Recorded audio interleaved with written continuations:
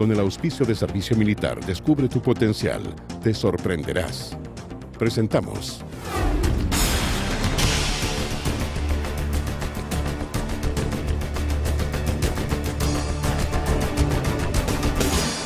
Arcatel Noticias.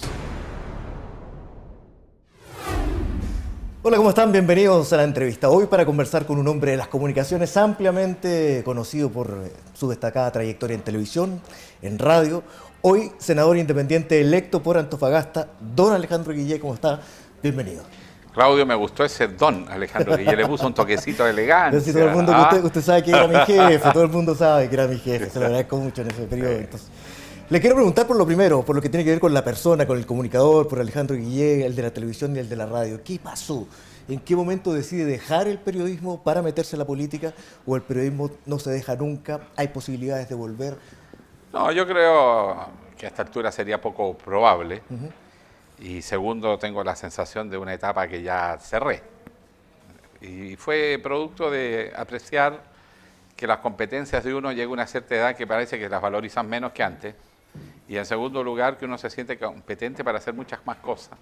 Y de repente quiere arriesgarse y hacer cosas nuevas. A ver, pero lo primero, ¿cómo un hombre tan reconocido y tan seguido también por el público le pueden ir quitando competencias? ¿Cómo se da?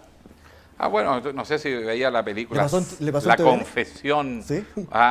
cuando el funcionario está en el Politburó y de repente ve que le cambian el auto, le cambian el departamento y lo empiezan a bajar de categoría y llega un rato que se da cuenta que lo están echando, hasta que al final cae preso. Pero ¿Eso le pasó en TVN? Digamos, una subvaloración progresiva. Pues entonces, cuando ya no te dan las pasadas, programas que ibas a hacer se anulan, y te das cuenta que ya no quieren contar contigo.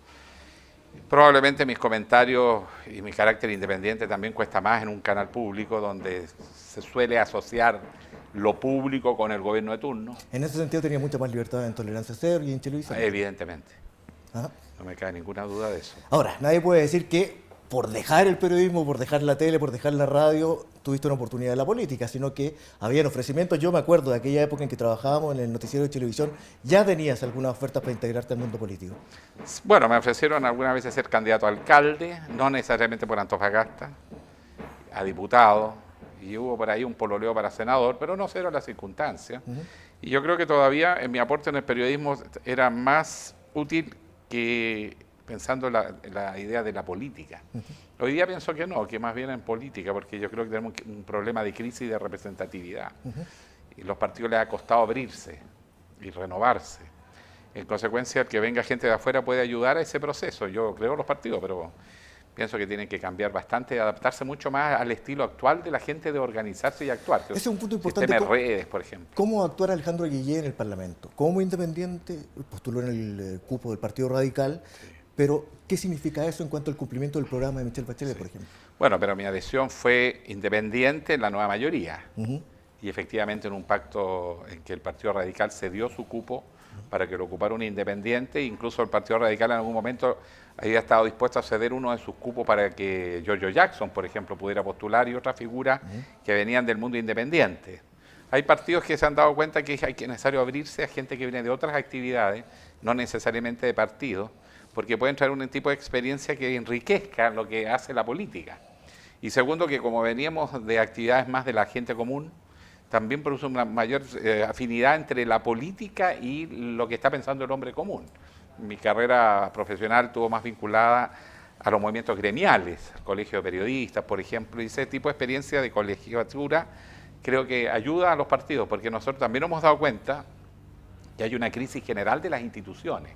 Estas estructuras medias burocráticas, jerarquizadas, compartimentos estancos, donde no fluye toda la información, donde además se forman grupos de poder, pero que son medios velados.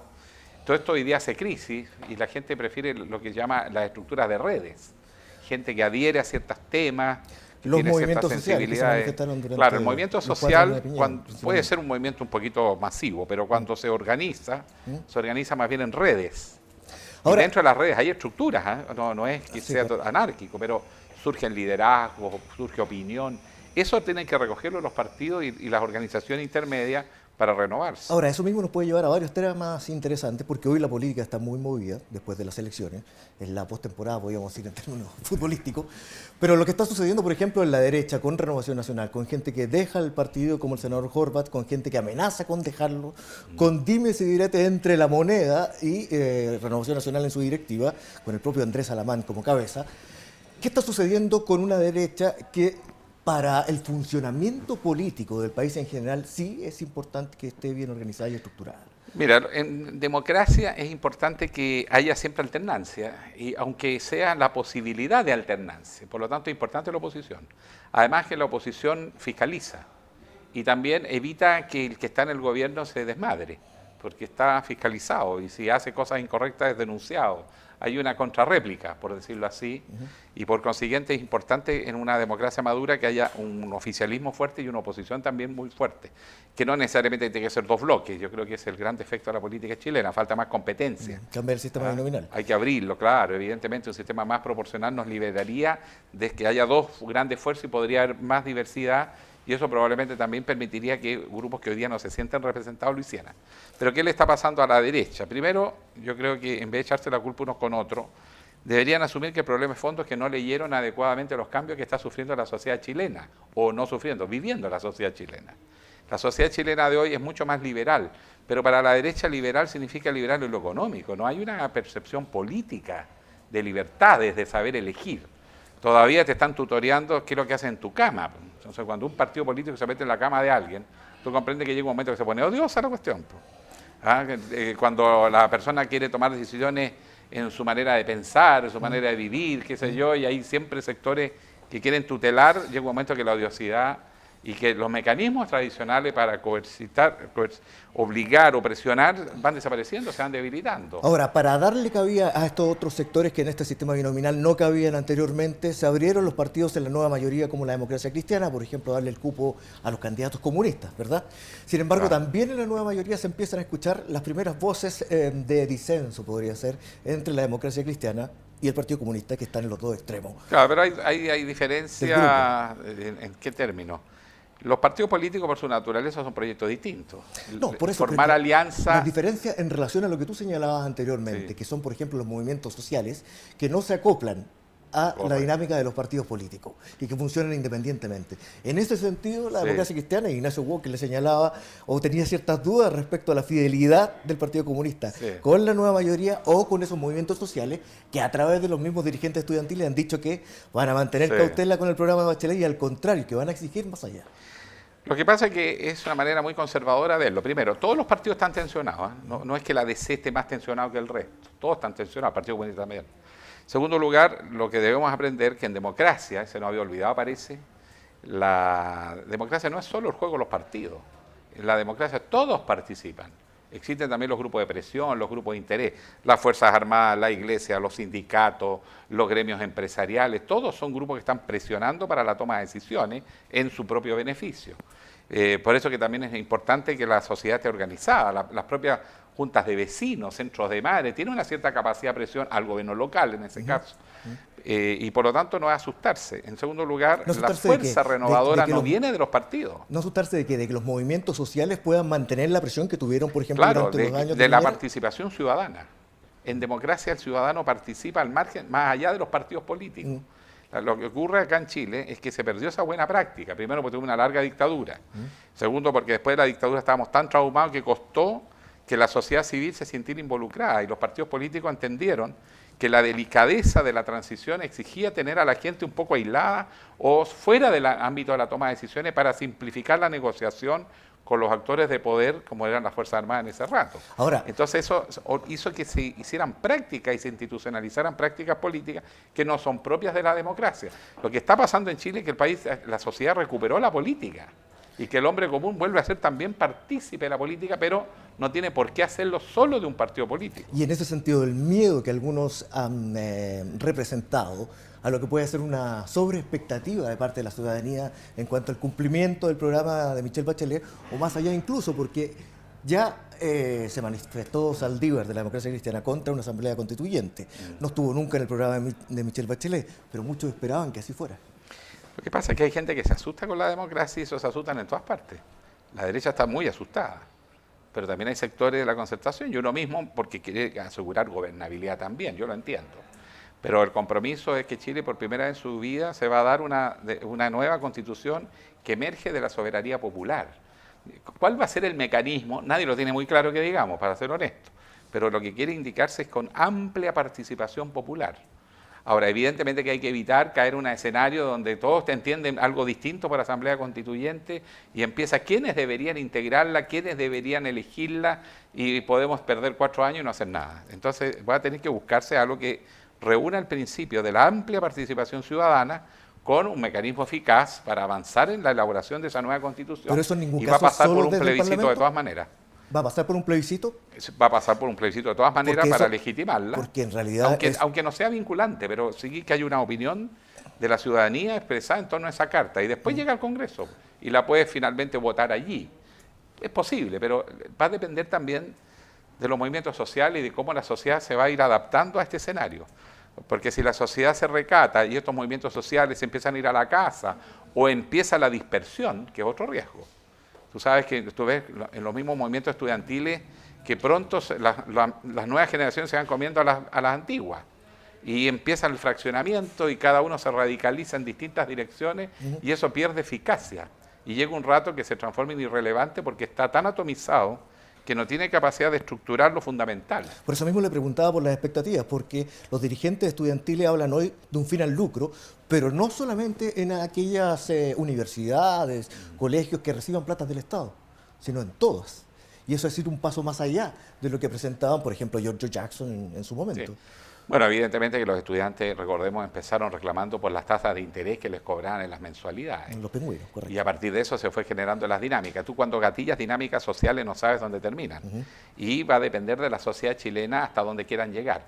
Pero ahí es importante jugar los partidos políticos con los movimientos sociales. Porque por otro lado, si tú sacaras los movimientos sociales del escenario, yo creo que esto se empantanaría de nuevo. Los partidos no están siendo los impulsores de los cambios, sino que se están haciendo eco de una presión que viene desde la sociedad civil. En consecuencia, yo creo que se necesita un mix entre movimientos sociales y conducción política. Tenemos que ir a comerciales, Alejandro, pero quiero que a la vuelta hablemos de... ¿Cómo el lucro? ¿Me está diciendo que no estamos con el lucro? ¿Cómo es? Usted sabe que la televisión no sobrevive sin los comerciales. Quiero ir a comerciales, pero a la vuelta también quiero conversar contigo sobre los temas de Antofagasta y algunos temas relacionados con la regionalización. Vamos y volvemos.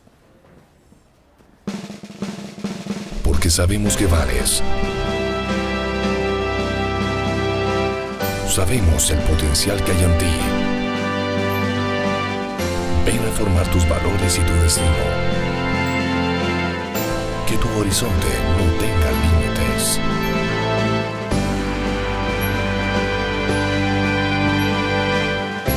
Te esperamos. Servicio Militar. Regresamos a esta conversación con Alejandro Guillé, senador electo en Antofagasta. En la entrevista, Alejandro, dejamos pendientes temas que tienen que ver con Antofagasta, una región que crece, y especialmente la capital, Antofagasta, pero muestra varias desigualdades. Sueldos altísimos, ¿cierto? Gratificaciones altísimos para los mineros, pero muchos que, dado lo que generan esos sueldos, tampoco pueden subsistir en buenas condiciones. Mira, el problema del norte es, sobre todo en el caso de Antofagasta, es la región de Chile con un PIB más alto. Yo calculo que hoy día va a andar por los $36.000 per cápita, o sea, eso es país desarrollado. Pero la distribución de la riqueza es de la más desigual de Chile. Primero porque lo grueso de esa riqueza se va al extranjero. Los accionistas de las grandes transnacionales que explotan el cobre principalmente, pero no es el único mineral. En segundo lugar, de lo que queda en Chile, el grueso lo toma el Estado y lo saca de Antofagasta. Por ejemplo, el famoso royalty, el 95% se está invirtiendo en Santiago. El famoso royalty que era para el desarrollo Porque ahí de las regiones productoras de centrales de las cobre. mineras. Porque en Santiago está todo. Po. Sí. En Santiago se toman las decisiones, en Santiago se recaudan los impuestos, aquí se distribuyen.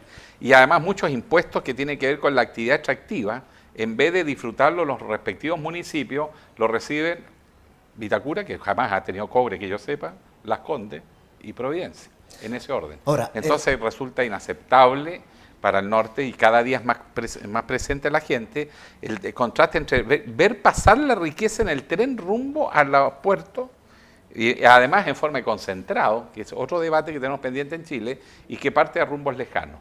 Entonces, lo que queda en Chile, y te voy a dar un solo ejemplo, el año 55 con la ley del nuevo trato, 50% de las riquezas que se generaban en Chile quedan en Chile, 50% se las llevaban las empresas norteamericanas. Hoy día es el 35 en Chile, 65 para las empresas extranjeras, pero del 35 agrega el bicicleteo, es mucho menos que eso.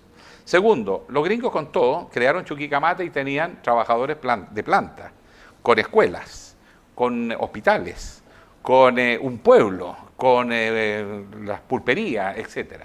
Hoy día no hay hospitales del cobre, no hay escuelas, no hay viviendas construidas por las mineras y todo eso lo tiene que absorber la sociedad.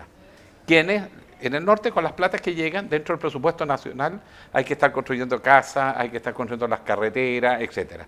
En consecuencia el aporte de la minería es mucho menos que en el pasado y además el valor agregado se reduce cada vez más porque nos vamos cada día más cerca de la mina y todos los procesos que Chile hizo por tener fundiciones y después por hacer algún tipo de valor agregado a la minería, principalmente el cobre.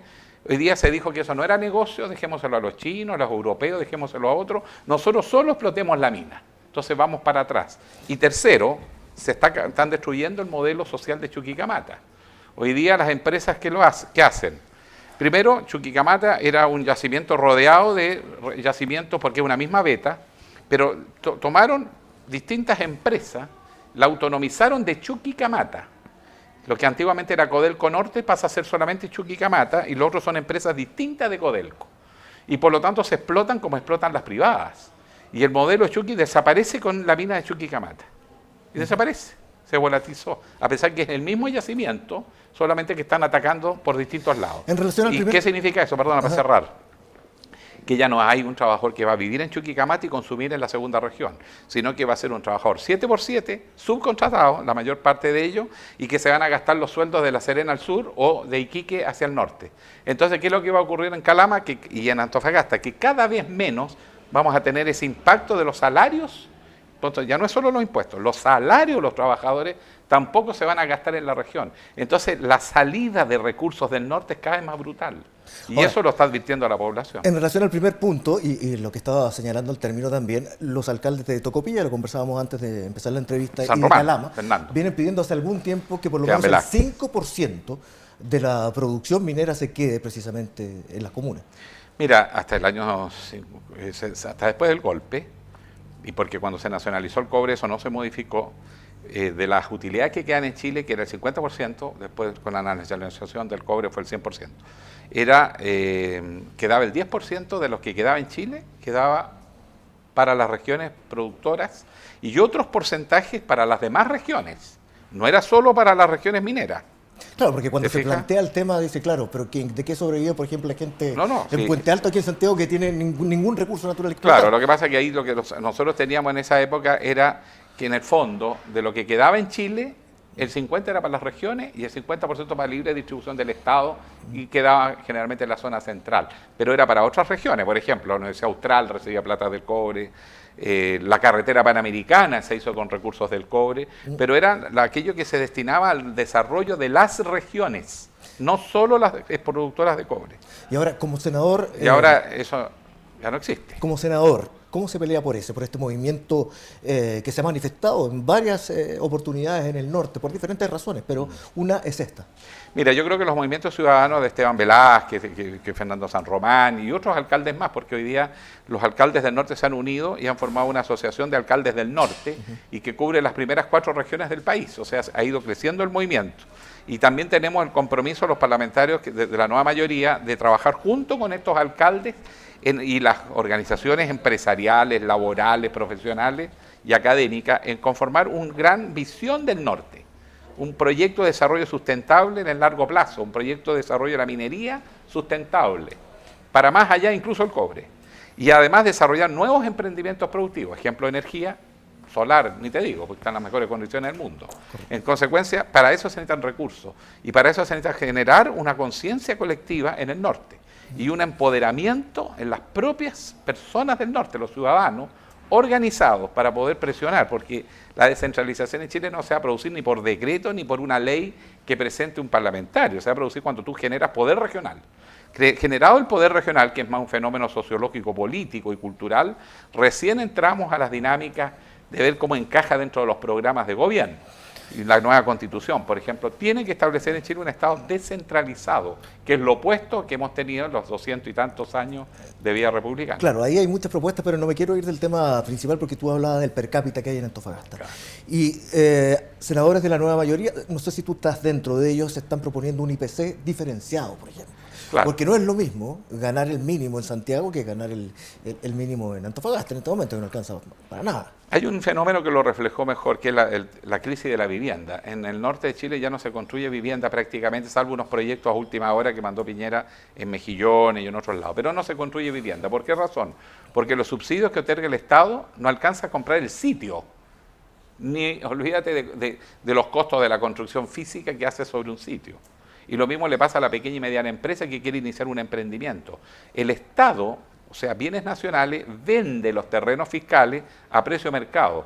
Y como allá hay una inflación galopante, porque el costo de la vida es muchísimo más alto y los precios de las cosas aumentan de año en año, mucho más que en el resto del país, tú tienes que la gente llega un momento que ya no pudo comprar terreno y los subsidios no alcanzan para comprar ni siquiera el terreno para hacer una casa. Pero Bienes Nacionales ya no está entregando terrenos para no, pues los vende. Solamente empresarios. Los licita. Ya. Entonces, ¿qué es lo que ocurre? Si tú quieres tener una vivienda, tienes que licitar un terreno y comprarlo a precio de mercado. Pero en el norte eso es disparatado en relación a cualquier subsidio que exista. Entonces, lo único que se construye son condominios, que se están construyendo a gran escala, pero vivienda social no. Por ejemplo, Taltal es famoso, hace 14 años que no se construye una vivienda social, existiendo tomas en los cerros de Taltal. Ese es otro punto, porque Techo Chile ha venido denunciando desde hace algún tiempo que en Antofagasta están creciendo los campamentos. Sí. Y no disminuyendo como lo afirmara el presidente Piñera hace algunos días. Lo que pasa es que hubo un momento, a mediados de la década del 90, que empezaron a disminuir los campamentos por los avances de las políticas sociales. Pero a la medida que se produjo, se disparó el precio del cobre, la inflación también se disparó, aumentó la migración, y por lo tanto, de donde había gente en un campamento, tú lo radicabas y a la semana ya estaba ocupado por otro y más grande. Incluso en Antofagasta hay enorme cantidad de campamentos y van surgiendo nuevos campamentos. ¿Por qué razón? Porque el ritmo de crecimiento atrae migración. Y ese es el punto en que no tiene salida el tema si no tienes políticas públicas acorde a la expansión real de una economía y de las migraciones que van llegando al norte. No, nos quedan varios temas en el tintero. Vamos a comerciarlos, los resolvemos a la vuelta y tienen que ver precisamente con ese punto, con el de las migraciones. Ya volvemos. Porque sabemos que vales. Sabemos el potencial que hay en ti. Ven a formar tus valores y tu destino. Que tu horizonte no tenga límites.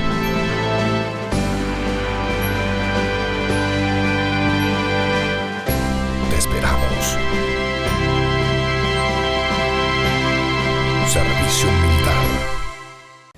Bien, regresamos a esta conversación en la entrevista con Alejandro Guillé, senador electo por la segunda región. Dejamos varios temas pendientes.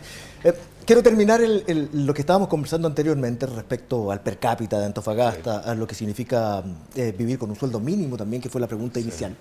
Porque precisamente hubo una huelga o un paro de gendarmería durante la semana pasada. Y esta apuntaba a varias demandas institucionales, por ejemplo, tener mayor capacidad de gendarmes para controlar a la población penitenciaria. Pero dentro de los temas que abordaban, era por ejemplo que con el sueldo que le pagaban a los gendarmes allá en Antofagasta, que era lo mismo que en el resto del país, 400.000 pesos creo que, en Antofagasta no le alcanza ni para rentar un ¿Con la casa? Mira, el problema en Antofagasta es el siguiente. Primero, los mineros se ganan bien su plata. Primero porque los mineros en Chile no son, como algunos creen, maestros de pala y picota. La mayoría son ingenieros, gente experta en computación. Hasta para manejar un camión tienes que saber computación hoy día. Entonces, lo primero, desmitifiquemos. No son sueldos locos. Lo que son locos son las utilidades de las mineras. Y ahí deberíamos poner el acento y no en lo que ganan los trabajadores, que son gente de alta calificación. En segundo lugar, el 80% de la gente no vive de la minería, pero paga los costos de la inflación por la minoría. ¿Por qué razón? Porque todas las empresas contratistas están construyendo para las mineras, megaproyectos. Entonces no hay casi empresas constructoras que te hagan casas y menos de a una. Entonces eso hace que además sea muy caro el costo de construirse una casa, sin contar el tema del suelo que ya vimos. Entonces la mayoría de la población se encuentra, por ejemplo, migra un médico, le dice, mira, ya te vamos a ofrecer una mejora en Antofagasta, o en Calama, o en Tocopilla, llega y lo primero es si no hay casa. Y lo que hay cuesta un dineral. En consecuencia, al mes se está devolviendo, pues, porque es demasiada la desproporción. Antiguamente existía asignación de zona para los funcionarios públicos y las empresas públicas pagaban sueldos especiales donde estaba considerado el costo de vivir en las zonas lejanas, tanto que después de un periodo de 10, 15, 20 años, la gente volvía a la zona central y aquí se compraba su casa, qué sé yo, pero vivía su carrera laboral en la zona extrema del país. También pasaba lo mismo en el extremo sur. Pero cuando los militares suprimieron todo eso, dejaron de ser incentivos. ¿Cómo se irá a meter un médico a Tocopilla si se le va a ir la mitad del sueldo en encontrar una casa que además no le ofrece el confort que tendría en cualquier ciudad de La Serena al sur? ¿Por qué razón va a aislar a su familia, se va a alejar de los centros médicos donde está el avance científico, tecnológico, etcétera, para ir a hacer un apostolado que además se lo pagan mal? Ahora, son muchos temas los que están sobre el tapete en cuanto al desarrollo regional, pero otro punto también tiene que ver con lo político y en la administración, por ejemplo, si tuviéramos más recursos, ¿quién administra? ¿Un intendente elegido, una autoridad elegida de manera de profundizar ese O sea, proceso democrático? Hay que generar la nueva constitución que establezca un poder descentralizado para institucionalizar el poder en las regiones. Antofagasta tiene por cantidad de especialistas mucho más que cualquier zona de Chile, más que la región metropolitana. En relación al per cápita, número de habitantes, hay mucho más ingenieros, doctorados, con magíster y todas esas cosas que en cualquier otra región de Chile. Por lo tanto, la capacidad crítica está. Pero hay que generar las instituciones para que eso se institucionalice y funcione de acuerdo a la ley, con normas transparentes, con eficiencia, con fiscalización, etcétera. Pero las condiciones están para descentralizar el país. ¿De qué parte esta pregunta? Por ejemplo, en el mismo Antofagasta, los CORE están denunciando que no llega el presupuesto más allá de los 65.000 millones, de 95.000 millones que ellos requieren para ejecutar los proyectos. Mucha gente puso su fe en la descentralización en la elección de los CORE precisamente que tuvimos en la última elección general. Pero para algunos eso no es suficiente y este tipo de cosas a lo mejor lo están confirmando. Mira, ni siquiera está definido bien cuáles son las funciones de los CORE. Y la cantidad de recursos que ellos administran en proporción a la inversión regional es mínima. Es casi para cosas muy puntuales. Por consiguiente, evidente que cuando hablamos de descentralización pasa por una política fiscal nueva, donde los recursos en las regiones se asignan con criterio de prioridad regional y donde tiene que haber una armonía entre un proyecto y otro, porque tú no puedes poner, ¿no es cierto?, ciudad, qué sé yo, minera al lado de un centro turístico. Además, tenemos serios problemas con la disputa de los recursos naturales. Las mineras se están tomando todo el agua y están desertificando los oasis del interior, que son los que tienen valor turístico. Por ejemplo, en consecuencia tú tienes que tener un proyecto de desarrollo armónico donde cada cosa tiene su afán y donde hay reglas claras para regular que ninguna destruya a la otra. Entonces, y equilibrio. Por ejemplo, la minería tiene que desalinizar agua de mar. Es parte de sus costos. Y el agua que sale de la cordillera y que emana por las, ¿no es cierto?, napas subterráneas, que incluso llegan hasta los bordes costeros, eso hay que aprovecharlo para el desarrollo de otros emprendimientos y la calidad de vida de la población. Digamos que esa tecnología ya existe hace mucho rato, por lo tanto son costos solamente. Pregúntale a los israelíes. Y la producción de energía precisamente, porque muchos dicen, claro, vamos a construir las centrales en el sur, pero para abastecer a las mineras en el norte. Es medio absurdo, además destruir todo un entorno ambiental único en el mundo para explotarlo por ahora, para una actividad que va a durar un ciclo, porque después esas mismas instalaciones van a quedar obsoletas. Lo que Chile tiene que usar tiene un gran potencial en energía renovable no convencional, especialmente la solar. Mira, el desierto de Atacama es el lugar apto en el mundo para tener energía solar. Por lo tanto, nosotros deberíamos apostar a ser potencia mundial en generación de energía solar. Y los avances científicos y tecnológicos en campo de la energía están subiendo mucho, la mareomotriz también. La geotérmica es más compleja porque el riesgo es más alto. Pero ahí el Estado podría hacer una especie de estudio de cuáles son las potencialidades y licitar. Pero tendría que haber una política decidida. Lo que pasa es que en Chile no hay políticas públicas, nada. Chile no es un país que tenga un proyecto de desarrollo a largo plazo. ¿Quiénes lo van haciendo? Las empresas privadas en función de sus propios intereses. Entonces ellos generan proyectos energéticos en función de los intereses del grupo económico que genera el proyecto. Y la famosa evaluación de impacto ambiental es simplemente asegurarse que cumpla con ciertos requisitos. A la larga le va a tener que dar la pasada. De hecho, nunca se ha rechazado. ¿Por qué? Porque no hay un proyecto donde el Estado defina cuál es la matriz energética que vamos a explotar, cuáles son los marcos y las condiciones, sino que la van definiendo los privados en sus propios intereses. Y eso a veces puede coincidir y a veces no, como está pasando en Chile ahora. Por ejemplo, el caso de Hidroaicén. Pero tú puedes aprovechar las energías hidroeléctricas por centrales de pasada, y ahí hay que abrirse un poquito más también. Y en el caso del norte, las energías alternativas, hay múltiples formas de energía alternativa en el norte, no es solo la solar, digamos. Pero los avances en solar, por ejemplo, han sido espectaculares. ¿Incorporarlo como costo de las mineras también? Bueno, ellas tienen que pagar sus costos, pero no están pagando todos los costos. Por ejemplo, el agua la están usando gratis. El agua, que es un recurso en el mundo escaso, y en el norte aquí ni te digo. Después tú tienes, por ejemplo, la calificación de la mano de obra.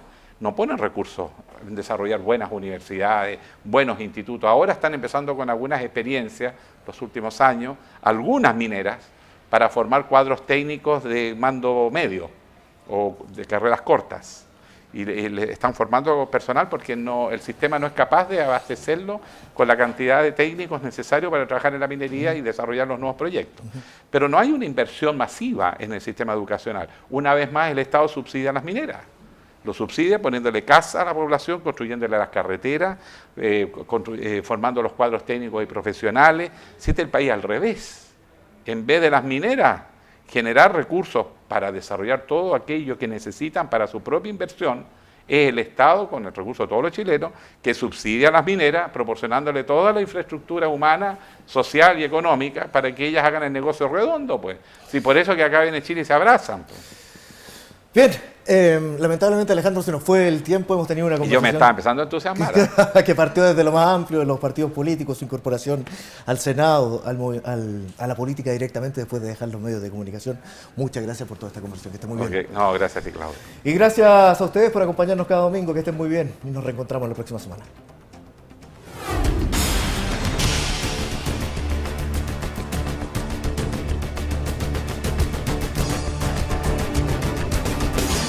Arcatel Noticias.